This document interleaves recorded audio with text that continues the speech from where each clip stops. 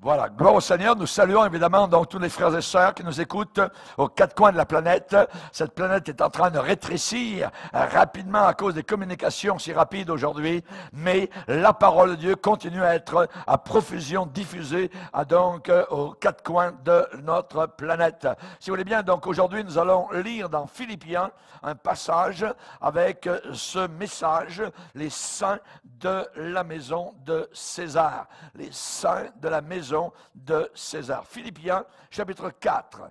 Philippiens, l'épître aux Philippiens dans le Nouveau Testament, épître de Paul, et vous allez à la fin, la toute fin de l'épître, au 4e chapitre, et lorsque Paul conclut son épître, il dit ceci en salutation. Verset 21, Philippiens 4, 21, « Saluez tous les saints en Jésus-Christ, les frères qui sont avec moi vous saluent. Tous les saints vous saluent, et principalement ceux de la maison de César. Que la grâce du Seigneur Jésus-Christ soit avec votre esprit. » On va relire une deuxième fois ce passage parce qu'il est important. « Saluez tous les saints en Jésus-Christ. Les frères qui sont avec moi vous saluent. Tous les saints vous saluent, et principalement ceux de la maison de César. Que la grâce du Seigneur Jésus soit avec votre esprit. » Seigneur, nous sommes devant toi et nous te bénissons. Et nous te demandons particulièrement ton approbation, ton onction et sa conviction vis-à-vis de ce message, que nous puissions comprendre ce que le Saint-Esprit a à nous dire aujourd'hui, car nous sommes dans le besoin, nous avons faim de toi, nous avons faim de ta parole, nous la désirons, Seigneur, nous la quémandons, Seigneur, ce pain de vie, car notre âme ne peut pas vivre de pain naturel uniquement, mais notre âme doit vivre de toute parole qui sort de la bouche de Dieu. Que ce matin, Seigneur, nous puissions entendre ta voix, que nous puissions comprendre tes voix, et que nous puissions nous y soumettre dans le nom puissant de Jésus-Christ, notre Sauveur. Amen et amen. Et tout le peuple dit amen, amen. Gloire à Dieu. On peut s'asseoir, frères et sœurs. Alléluia, gloire à Dieu.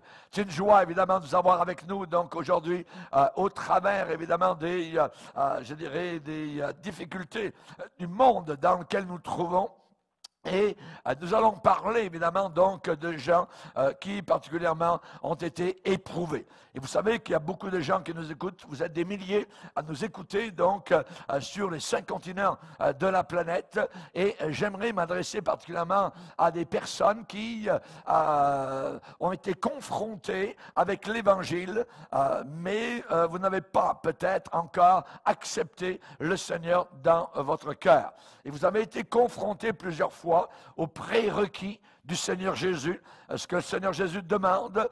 Vous avez été mis en face des demandes du Seigneur Jésus, des commandements du Seigneur Jésus, et peut-être que vous avez écouté donc sur notre site internet, peut-être que vous nous avez écouté à la radio, nous y sommes tous les jours, peut-être sur un DVD, sur un CD, ou bien peut-être un chrétien vous a parlé, ou alors vous avez eu entre vos mains un prospectus chrétien, vous l'avez lu, c'est vrai, mais avec un certain désintéressement et avec, je dirais, négligence. Hein, vous avez dit, oh oui, c'est bien beau, mais oh, c'est pas pour moi. Et vous vous êtes peut-être, je dirais, mis de côté, vous avez dit, ouais, ça a l'air vrai, ça a l'air bon, mais c'est pas pour moi. Et peut-être qu'il vous est arrivé donc des rencontres avec des chrétiens qui vous ont parlé du Seigneur, qui vous ont parlé des éternités, du ciel, de l'enfer, de votre âme qui est éternelle. Et peut-être qu'un jour, il vous est arrivé, donc passant dans la rue devant une église, vous avez dit, je vais entrer. Et vous êtes entré, vous vous êtes glissé, je dirais, rapidement au fond d'une réunion évangélique. Et vous avez entendu, cette journée-là, une prédication qui demandait une décision à prendre pour le Seigneur Jésus-Christ. Chaque fois, vous avez repoussé le message, vous avez peut-être haussé les épaules, hein, et vous vous êtes dit, non, c'est pas pour moi, je ne pourrai jamais vivre vraiment la vie chrétienne. Mais l'impact du Seigneur Jésus-Christ sur vous est capable de vous bouleverser totalement de la tête aux pieds, par la puissance du Saint-Esprit. Alléluia. On parle ici de demi-tour. On parle ici d'un volte-face par la puissance du Saint-Esprit. L'impact du Seigneur Jésus-Christ sur une vie fait en sorte que les gens ne sont plus les mêmes. La Bible annonce en disant, si quelqu'un est en Christ, les choses anciennes, vieilles, passées, voyez, eh bien, sont du passé. C'est terminé. Et voici que toutes choses deviennent nouvelles. Ça veut dire que c'est une vie totalement nouvelle que vous ignoriez, que vous ne connaissiez pas. Et quand le Seigneur vous a bouleversé ou va vous bouleverser, vous allez être changé, non pas de bien en mal, mais de mal en bien. Amen. Alléluia. Pour certains, l'alcool a disparu complètement donc de la maison. Pour d'autres, les petits sachets de drogue, c'est terminé. Pour d'autres, les canaux de télévision pornographique, vous n'en voulez absolument plus. C'est terminé tout ça parce que vous avez connu quelque chose de mieux, quelque chose de plus haut, quelque chose de supérieur. Vous avez commencé à goûter les puissances du siècle à venir. Alléluia. Gloire à Dieu. Gloire au Seigneur. Si quelqu'un est en Christ, il est une nouvelle créature. Les choses anciennes sont passées. Voici que toutes choses sont devenues nouvelles. Alléluia. Il y a un acteur en Angleterre qui a découvert Jésus-Christ alors qu'il était au pinacle, au sommet de sa carrière de théâtre. Et pendant 20 ans, il a travaillé pour Jésus-Christ. Il a donné son témoignage partout, en Amérique et en Europe. Et un jour, on lui a posé la question, « John, pourquoi as-tu quitté le théâtre ?» Il a répondu, « Je ne l'ai pas quitté. C'est le théâtre qui m'a quitté. » Alléluia! Amen! Quand vous servez le Seigneur, la drogue, l'alcool, la pornos vous quittent totalement, les démons vous quittent.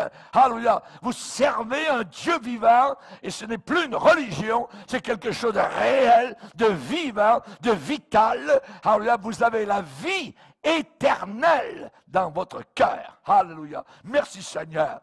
Je n'ai jamais rencontré quelqu'un, ça fait plus de 50 ans que je prêche l'Évangile, je n'ai jamais rencontré quelqu'un qui a regretté d'avoir abandonné sa vie à Jésus, d'avoir livré sa vie totalement à Jésus. Je n'ai jamais rencontré quelqu'un qui m'a dit « Oh, je regrette, pasteur, d'avoir donné ma vie à Jésus. » J'ai jamais vu ça, jamais entendu ça. Et je n'entendrai jamais. Alléluia. Pourquoi? Parce que les véritables chrétiens sont toujours heureux, joyeux d'avoir abandonné leur vie entre les mains du Seigneur.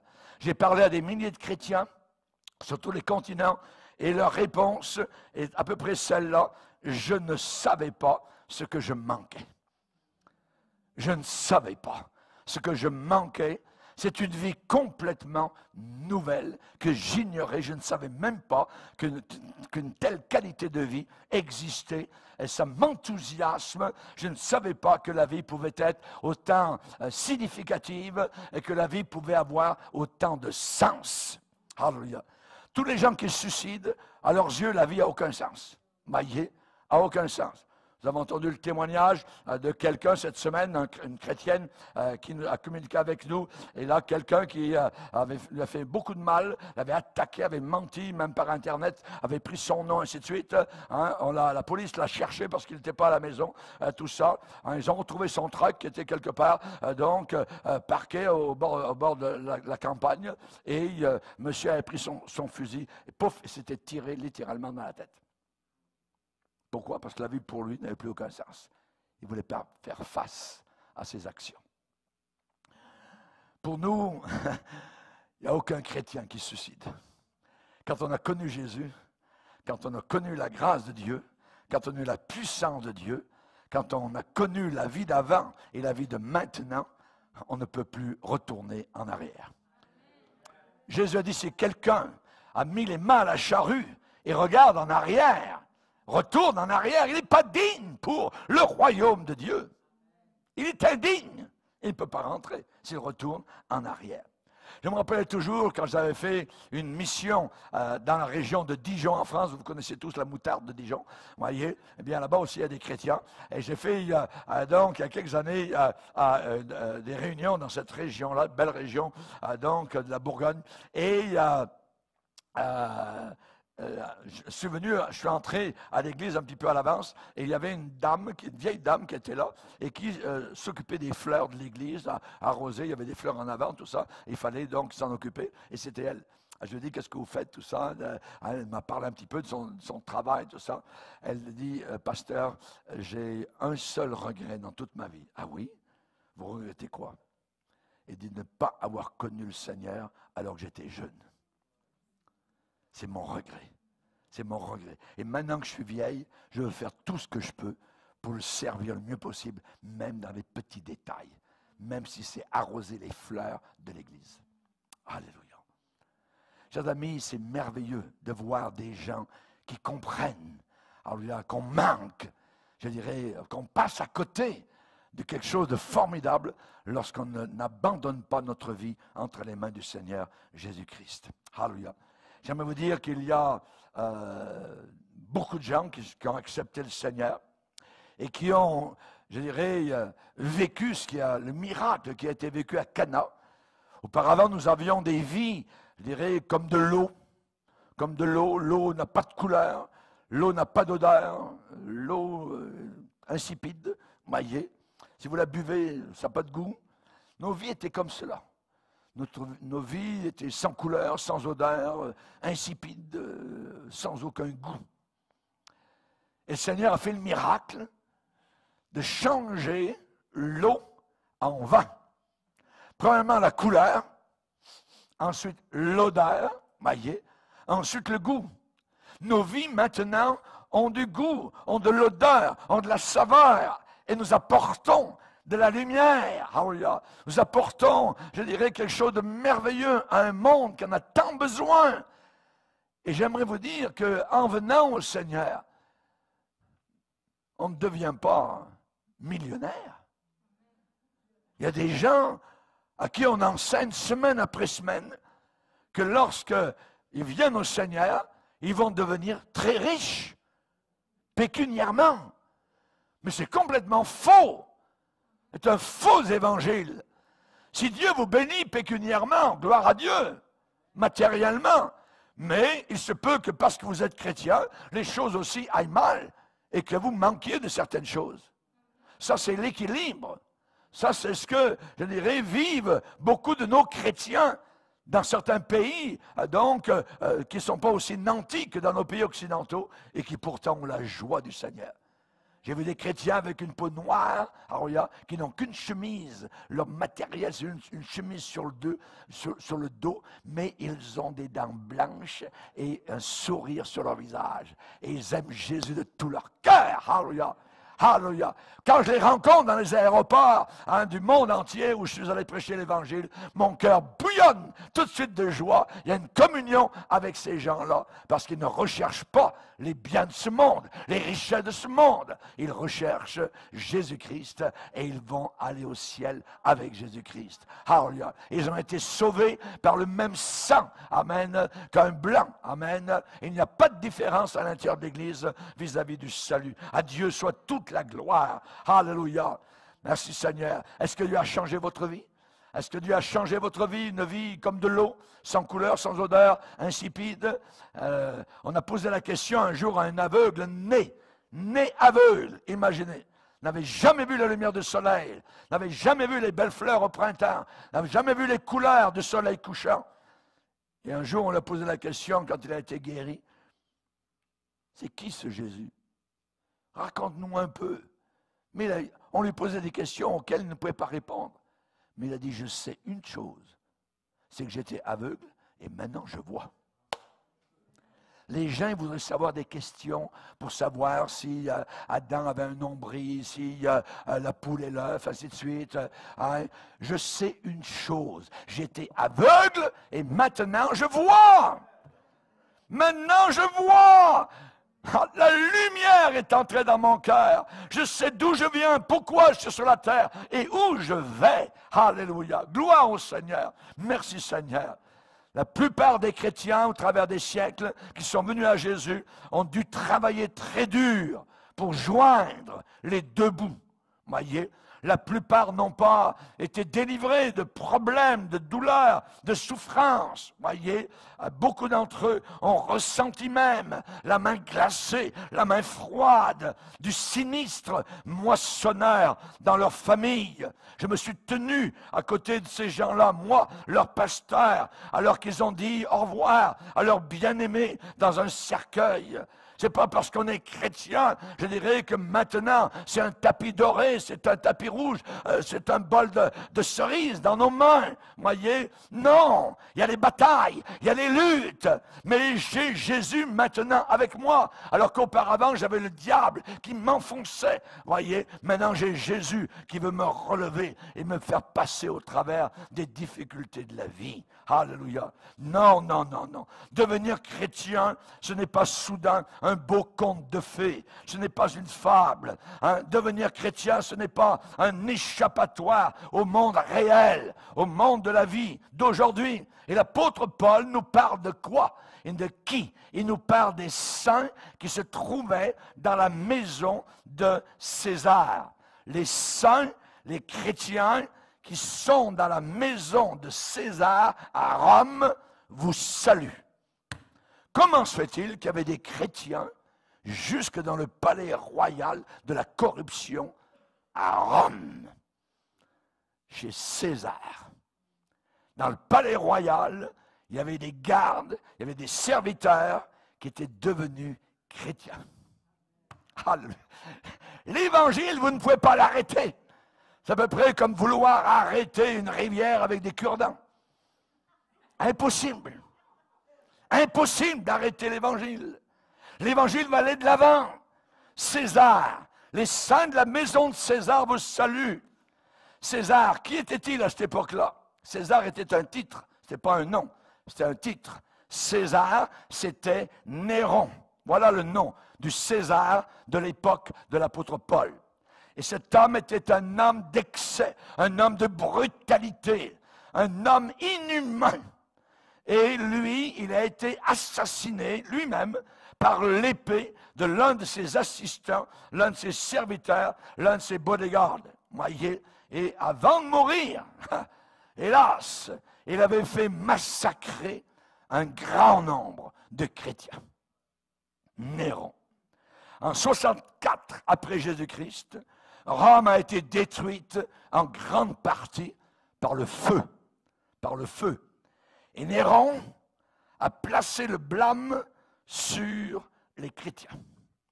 Sur les chrétiens. C'est les chrétiens qui ont mis le feu à la ville de Rome. Il les a accusés d'être des criminels et d'être les incendiaires. Et à cause de cela, des multitudes de chrétiens ont été mis à mort. Certains ont été revêtus, couverts de peau de bête, pour que les chiens sauvages dans les arènes ne les reconnaissent pas et les mangent.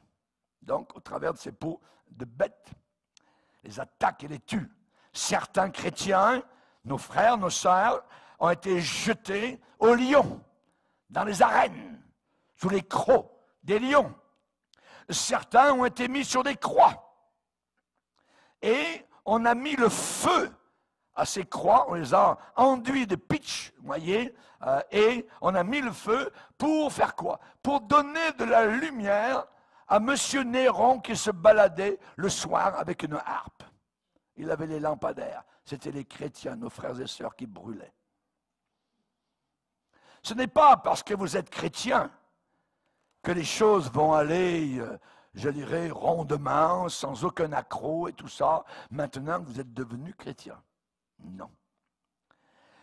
Et les chrétiens, en voyant cela, en vivant cela, ceux qui restaient, ont été poussés à se cacher, underground, donc dans le sous-sol, sous terre.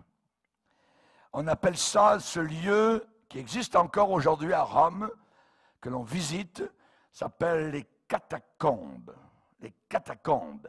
Et c'est dans ces dizaines de kilomètres sous la ville de Rome que les chrétiens se réunissaient là pour particulièrement leur réunion. Et parfois même, ils vivaient là, dans le sous-sol de Rome. Lorsqu'ils étaient capturés, ils étaient torturés pour leur foi. Leurs derniers instants sur terre, avant d'entrer au ciel, avant de mourir, ces instants-là, pour eux, c'était des instants remplis d'odeurs puantes, de chair brûlée. Ou alors, c'était l'odeur affreuse, infecte, nauséabonde de la mauvaise haleine des lions. Ou alors, ce qu'ils entendaient avant d'entrer dans le ciel, c'était les cris assoiffés de sang des bourreaux qui les massacraient. Non, mon frère, non, ma sœur, ce n'est pas facile d'être chrétien aujourd'hui ou dans la Rome ancienne. Ça n'a jamais été facile.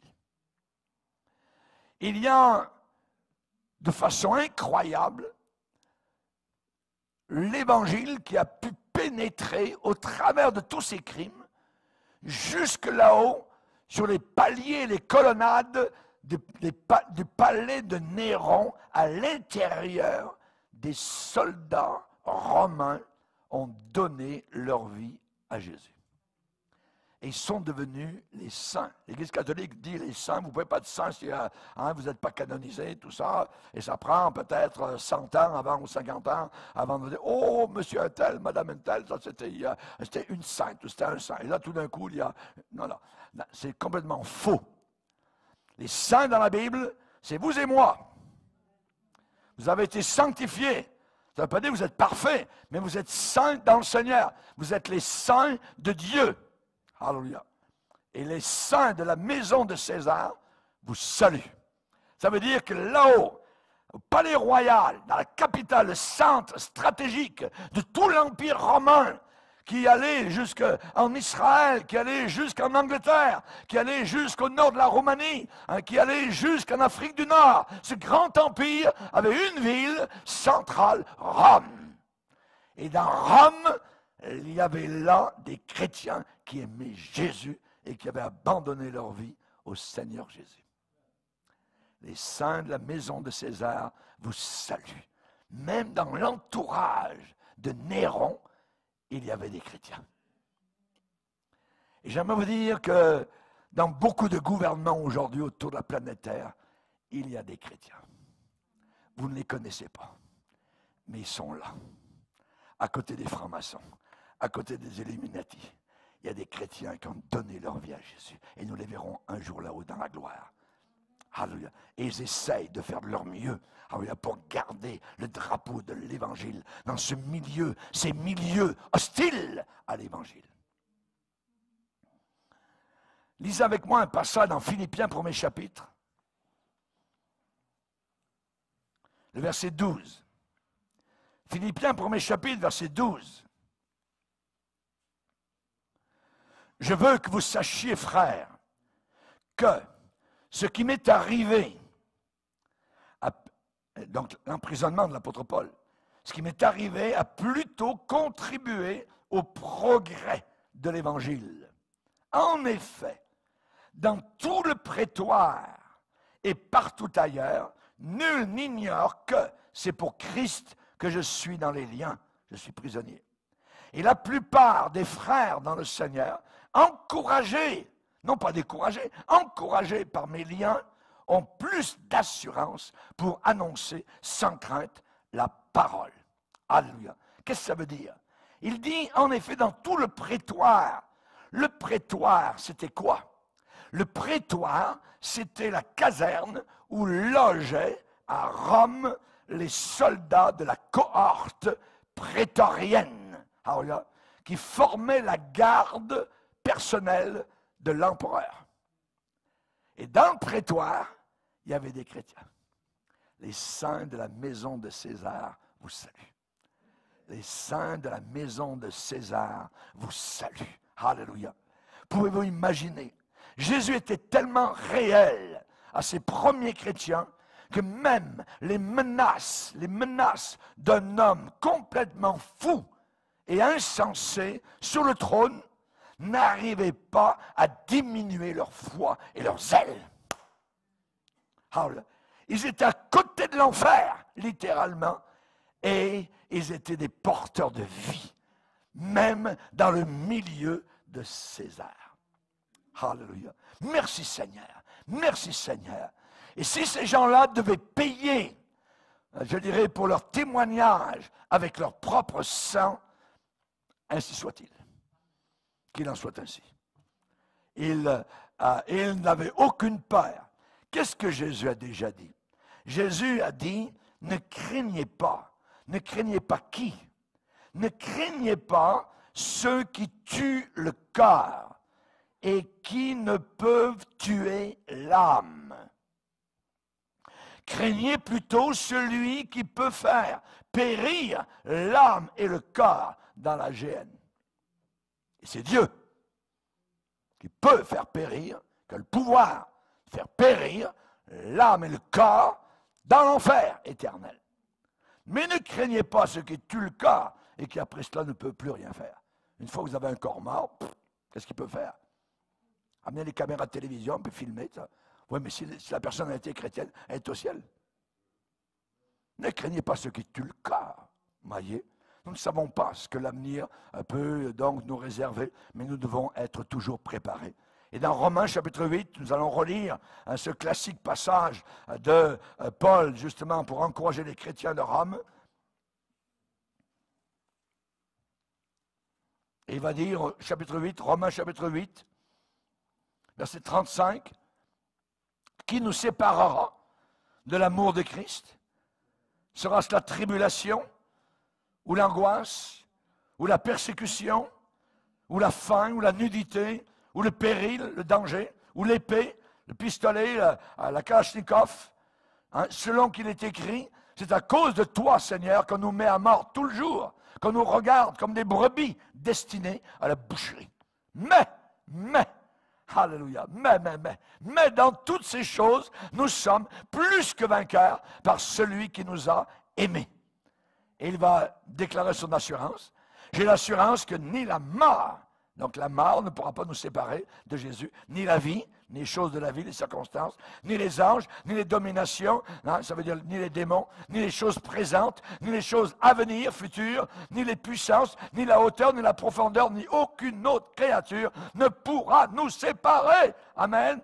De l'amour de Dieu manifesté en Jésus-Christ notre Seigneur. Alléluia. À Dieu soit toute la gloire. Amen.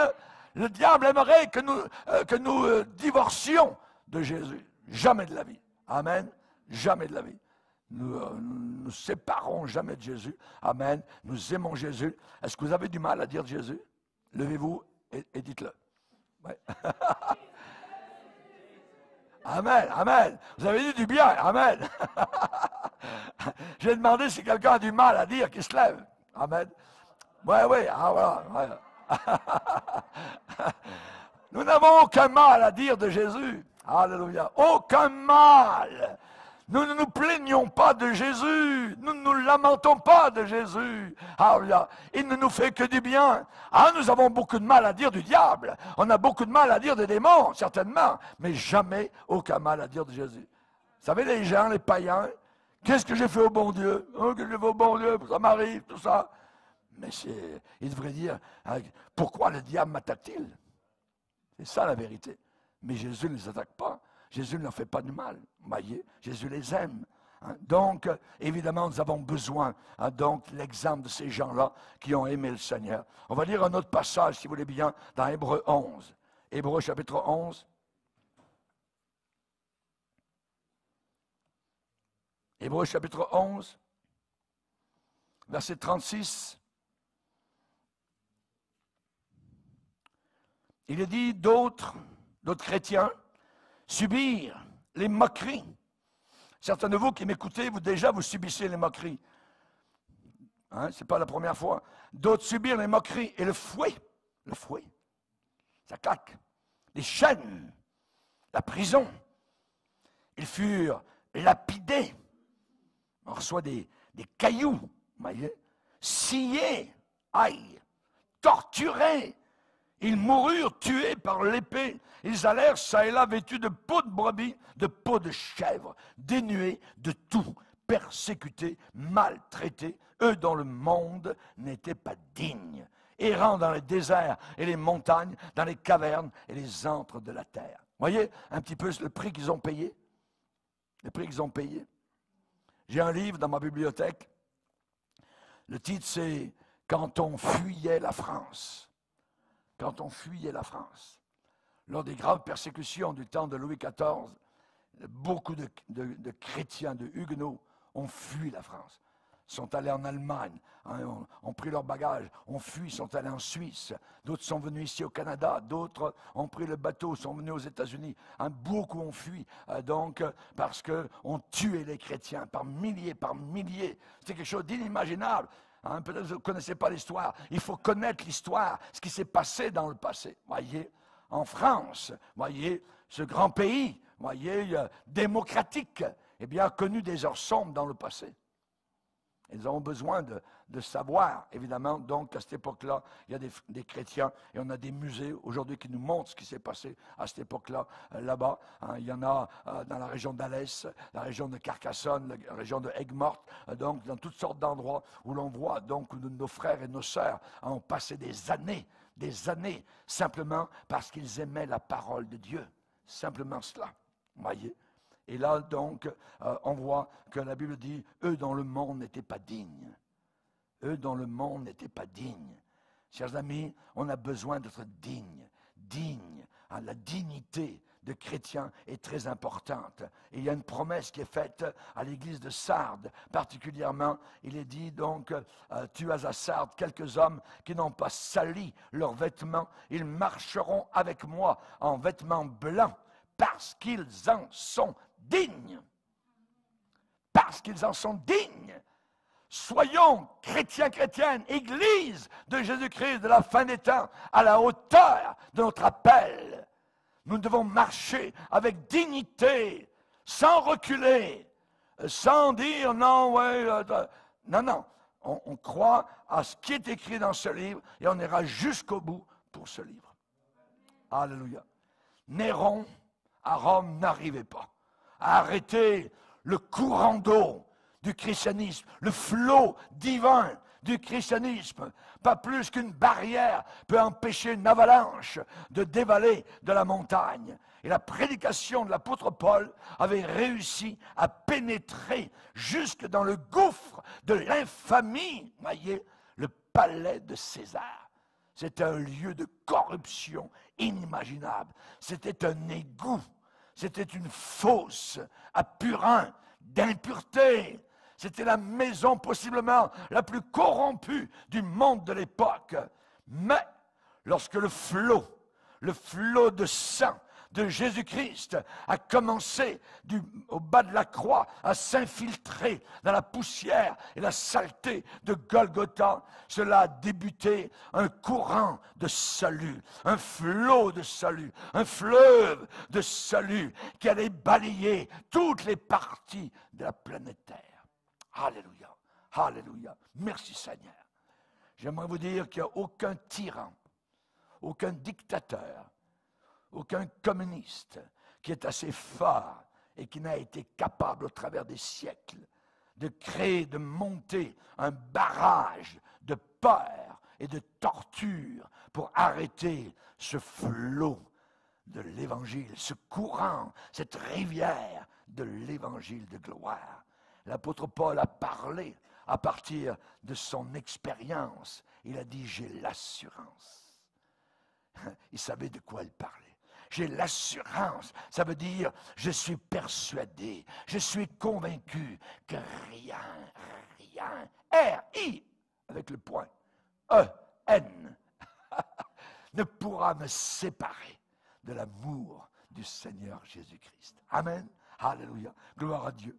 La sainteté, mon frère, ma sœur, est possible pour toi, quelles que soient les conditions de vie dans lesquelles tu te trouves. Quelles que soient. Joseph s'est gardé pur en Égypte, là où la saleté, la corruption était visible chaque jour. Il a dit, non madame, comment commettrais-je un aussi grand crime et irai-je avec vous dans votre chambre? Non.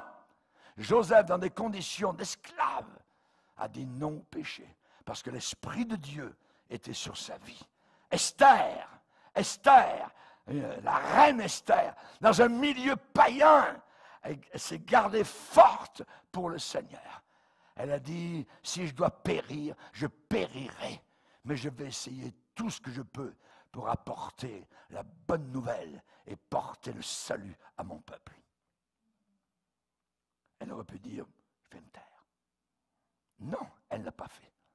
Vous avez la possibilité de vivre pour Jésus au milieu de la pauvreté la plus profonde, la solitude la plus profonde, le rejet, je dirais, le plus mauvais, même au milieu d'un exemple du christianisme qui est très mauvais et qui est très méchant.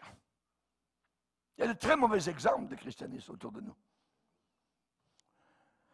Il y a un chrétien qui m'a téléphoné il y a quelque temps et qui m'a dit, pasteur, il faut que je vous raconte. Je viens de revenir au Seigneur. Il y a 15 ans, j'ai accepté le Seigneur dans mon cœur. Et les 15 dernières années, je suis retourné dans le monde, quasiment tout de suite après avoir accepté le Seigneur. Je dis, comment ça se fait-il? Il dit, dans l'église où je suis allé, au début, quand j'ai donné ma vie à Jésus, j'ai rencontré un chrétien qui m'a parlé et qui m'a dit, tu sais, là, ce livre-là, tu ne pourras jamais le vivre. Ça ne sert à rien. Et j'ai cru ce qu'il m'a dit. Et je me suis dit, c'est vrai, je ne pourrai jamais vivre à la hauteur de la Bible. Et j'ai passé, pasteur, 15 ans de ma vie dans le monde de façon inimaginable. Ma condition a été horrible. Si j'avais su. C'est la raison pour laquelle nous devons faire très attention, être sur nos gardes et prudents. Ne pas bâtir, je dirais, sur des conseils ici et là, cueillis de chrétiens à moitié, ballant dans le monde, un peu Dieu, un peu le monde, ainsi de suite. Ça, c'est très dangereux. La Bible dit de s'éloigner de ce genre de frères ou de sœurs comme ça, qui ont une mauvaise influence. Il y a aussi ceux qui ne croient pas. Et la Bible dit, la Bible parle de ceux qui ne croient pas. Et on va le lire dans Romains chapitre 3.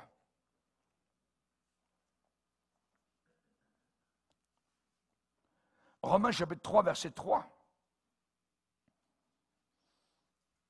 C'est une exclamation que lance l'apôtre Paul. Et Paul va dire, et quoi? Si quelques-uns n'ont pas cru, leur incrédulité anéantira-t-elle la fidélité de Dieu? Loin de là. Que Dieu, au contraire, soit reconnu pour vrai et tout homme pour menteur. Amen. Alléluia. Si quelques-uns n'ont pas cru, oh, tu sais, ce livre, tout ça, la Bible, tout ça, ta secte, et puis tes réunions, puis tout ça, puis on connaît les moqueurs, c'est toujours pareil, voyez. Et puis ce livre a été écrit par les hommes, tout ça, ils disent tous pareil, voyez, c'est des perroquets. Et quoi? Et quoi, dit Paul? S'ils n'ont pas cru, est-ce que leur incrédulité va anéantir la vérité, la fidélité de Dieu, l'amour de Dieu, les vérités de Dieu sur le ciel et l'enfer? Non! Ces vérités sont réelles.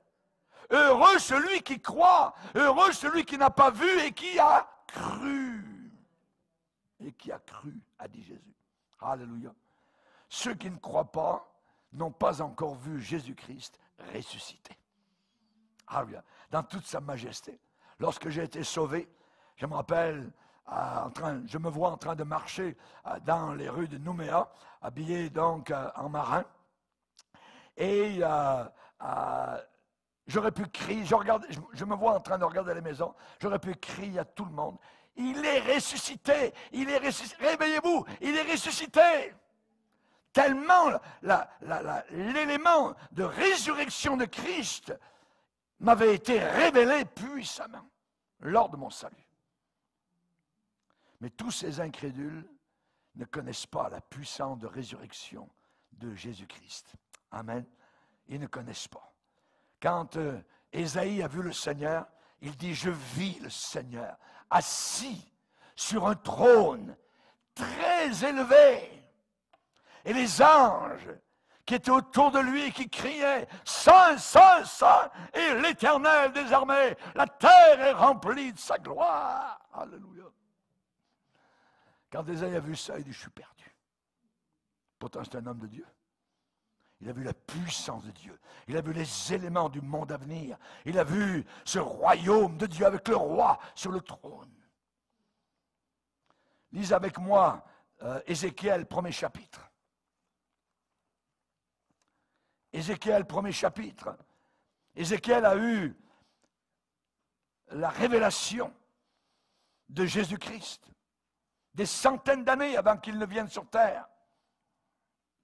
Et il va dire au verset 26, Ézéchiel, premier chapitre, verset 26, au-dessus du ciel qui était sur leur tête, il y avait quelque chose de semblable à une pierre de saphir en forme de trône. Et sur cette forme de trône apparaissait comme, et regardez bien, il dit comme, parce qu'il ne peut pas le décrire, il dit comme, semblable à, c'est une métaphore, c'est une comparaison, comme une figure d'homme placé dessus, en haut. Je vis encore comme de l'airain poli, comme du feu, au-dedans duquel était cet homme, et qui rayonnait tout autour, depuis la forme de ses reins jusqu'en haut, et depuis la forme de ses reins jusqu'en bas. Je vis comme du feu, et comme une lumière éclatante, dont il était environné, tel comme l'aspect de l'arc-en-ciel, l'arc qui est dans la nue en un jour de pluie. Ainsi était l'aspect, cette lumière éclatante qui l'entourait. C'était une image de la gloire de l'Éternel. À cette vue, je tombais sur ma face et j'entendis la voix de quelqu'un qui parlait. Oh, alléluia, gloire au Seigneur. As-tu eu cette vision, mon frère? La vision de la gloire du Seigneur. La gloire de Jésus. Cet homme dans la gloire. Il y a un homme dans la gloire. Dieu a un fils. Et ce fils s'appelle Jésus. Alléluia. Et il est glorieux. Daniel aussi a vu la vision de Jésus. Et la même vision s'est répétée à Jean l'apôtre dans l'Apocalypse.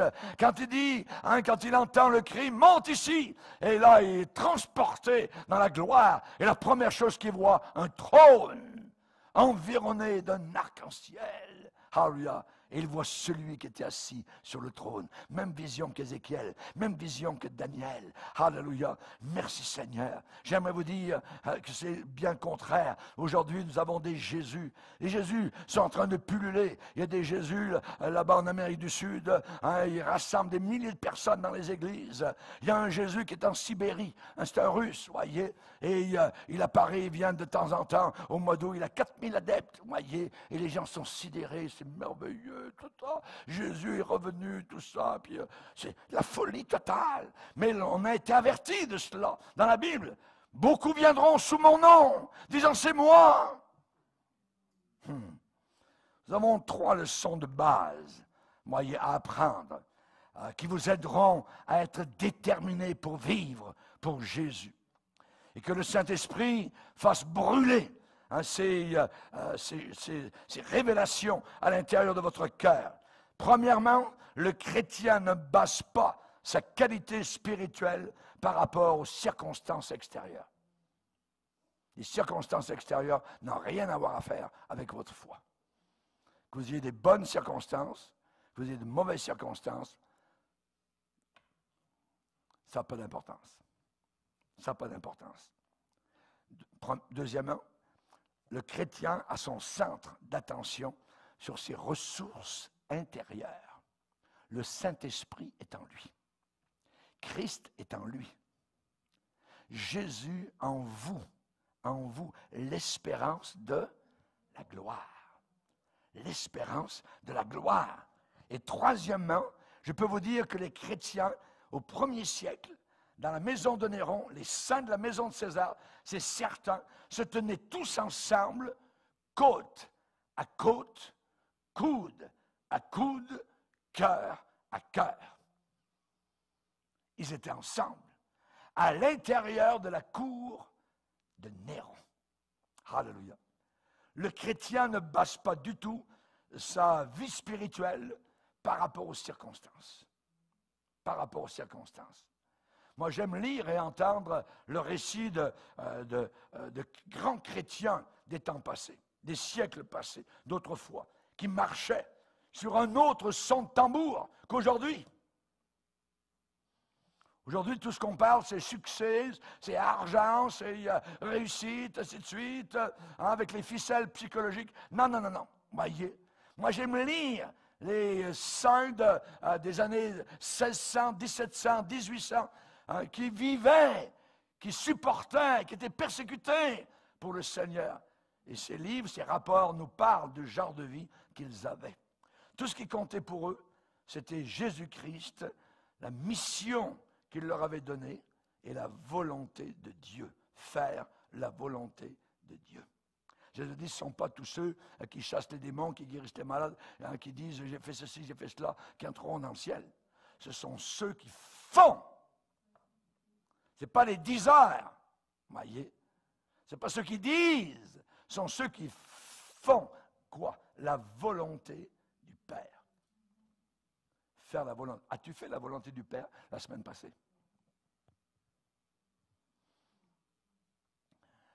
La volonté de Dieu, c'est le but de ma vie. Savez-vous que le plus bel endroit pour pasteur Bourgier, c'est maintenant, ici, à l'heure qu'il est, dans cet endroit, dans ce lieu, sur cette rue, dans cette ville. Parce que c'est la volonté de Dieu. Et il n'y a rien de mieux que la volonté de Dieu. C'est le top niveau. C'est l'état supérieur. Parce que la volonté de Dieu, elle est, nous dit la Bible, bonne, agréable et parfaite. Parfaite. Moi, je suis dans un état de perfection, actuellement, en train de prêcher la parole de Dieu, parce que c'est la volonté de Dieu pour moi. Et cette volonté, elle est parfaite, et je veux l'accomplir, je veux la réaliser jusqu'à mon dernier souffle. Alléluia. Elle est bonne, agréable. Ce n'est pas désagréable, c'est très agréable. Elle est bonne, pas mauvaise, et elle est parfaite. Qu'est-ce que ça veut dire parfait? Ça veut dire parfait.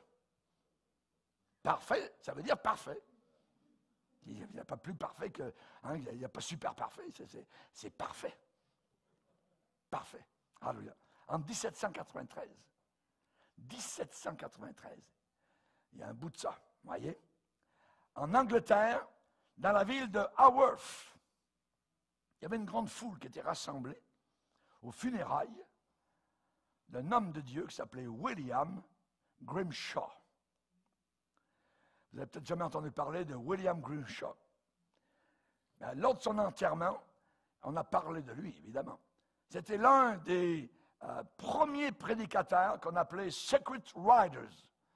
Ça veut dire que c'était des gens qui allaient à cheval dans les campagnes, les villages, qui rassemblaient les gens, puis c'était interdit dans les villes, donc pour ces prédicateurs de rassembler les gens, ils étaient persécutés, parfois mis en prison. Alors, à cheval, ils se baladaient donc pour prêcher l'Évangile. Et William Grimshaw faisait partie. Et donc, il était là, sa dépouille mortelle était là, lors de l'enterrement, reposé dans un cercueil très médiocre, très bon marché. Et on avait peint un verset sur le cercueil. Au-dessus du bois rough, il était marqué « Christ est ma vie et la mort m'est un gain. Alléluia.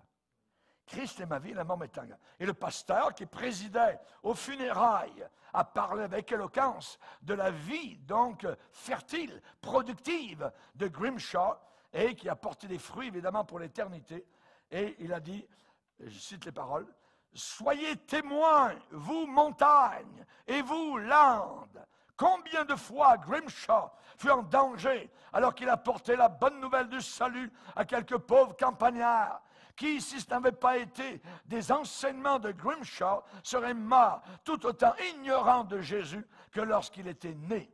Soyez témoins, vous, les pluies d'orage, et vous, froid glacial d'hiver, et vous, nuages lourds dans l'atmosphère étouffante de l'été. Combien de fois Grimshaw s'exposa lui-même à vos températures non clémentes et extrêmes, s'il pouvait arriver de toute manière à amener quelqu'un au salut. Aucune route n'était trop dangereuse pour son travail, aucun rafraîchissement trop brut et grossier pour son gosier, aucun logis n'était trop dur, aucun découragement n'était trop grand. Son travail était en vérité son salaire et sa récompense. Œuvrer pour Christ, c'était tout ce qu'il voulait et désirait. Et le vieux Grimshaw avait appris qui n'était pas une créature qui devait seulement durer 70 ans, pour un jour être jeté et oublié dans un tombeau. Il savait qu'il était un homme éternel, qu'il avait une vie donnée par Jésus-Christ et qui ne pourrait jamais finir, même dans 1 million et 1 million et 1 million d'années. Il savait que cette vie ici sur terre n'en était que seulement l'ouverture et le début. Il savait que le rideau principal de cette vie éternelle n'était pas encore levé. Il pouvait recevoir n'importe quel coup. Il pouvait supporter n'importe quelle difficulté. Il pouvait souffrir n'importe quelle perte. Et en agissant ainsi, il s'avançait un pas de plus à l'intérieur des éternités. Alors, j'aimerais pouvoir être à la hauteur d'un tel témoignage le jour de mes funérailles. Alléluia. Ne vous laissez jamais égarer. Ne vous laissez jamais séduire par ceux qui vous disent que la vie chrétienne est une vie de facilité, une vie d'aise, une vie de richesse, une vie d'opulence. Oh, les séducteurs! Car il se peut que ça ne soit pas vrai dans votre cas. Paul a dit à Timothée, souffre avec moi pour l'Évangile. Jésus a promis en disant, vous aurez des épreuves dans le monde, des difficultés, des tribulations, mais prenez courage, j'ai vaincu le monde. Alléluia. Nous suivons un vainqueur qui a vaincu le monde entier. Êtes-vous heureux? Alléluia. Suivre un vaincu, c'est terrible. Vous marchez à pas lent, avec des chaînes dans vos pieds, le regard par terre, et on vous emmène dans la prison. Quand vous suivez un vainqueur, vous le suivez sur son char triomphal. Et vous-même, hallelujah, vous êtes remplis d'allégresse, de joie, de lumière, hallelujah. Et vous entrerez dans le ciel sous les applaudissements des archanges et des frères et sœurs qui par millions au travers des siècles ont marché sur le chemin dans lequel vous marchez aujourd'hui. Alléluia. Baissons nos têtes et prions le Seigneur.